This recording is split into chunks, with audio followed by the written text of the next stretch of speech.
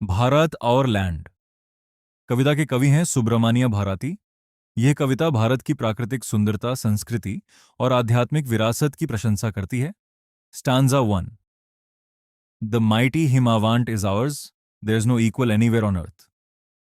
कवि कहते हैं कि हिमालय, हिमवांट हमारा है और पूरी दुनिया में उसके बराबर कोई पर्वत नहीं है। The generous Ganga is ours, which other river can match her grace. Ganga हमारी नदी है, उसकी पवित्रता, सुंदरता और लोगों को जीवन देने की क्षमता किसी दूसरी नदी में नहीं है। The sacred Upanishads are ours, what scriptures else to name with them. Upanishad हमारी महान धार्मिक और दार्शनिक पुस्तकें हैं। कवि कहते हैं कि इनके समान अन्य कोई ग्रंथ नहीं है। This sunny golden land is ours, she is peerless, let's praise her.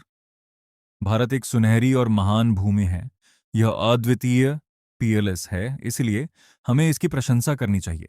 Stanza 2। Gallant warriors have lived here, इस भूमि पर अनेक वीर योद्धा पैदा हुए और रहे हैं। Many a says has sanctified this land, कई आर्षि मुनियों और संतों ने अपने ज्ञान और तपस्या और संतों ने अपने ज्ञान और तपस्या से इस भूमि को पवित्र बनाया है। The divinest music has been heard here, Bharat में दिव्य और मधुर संगीत की समृद्ध परंपरा रही है।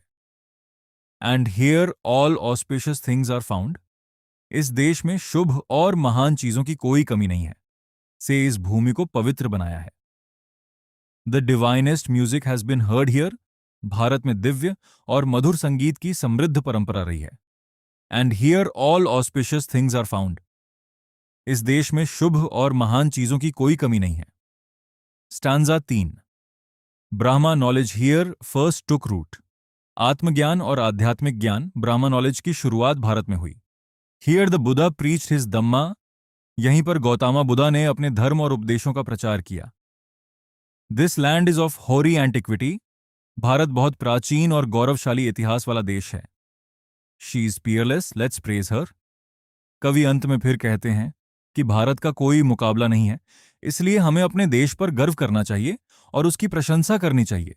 सेंट्रल आइडिया कविता भारत की प्राकृतिक सुंदरता, आध्यात्मिक ज्ञान, सांस्कृतिक विरासत और महान इतिहास का गुणगान करती है। कवि भारतीयों में देश प्रेम और राष्ट्रीय गर्व की भावना जगाना चाहते हैं।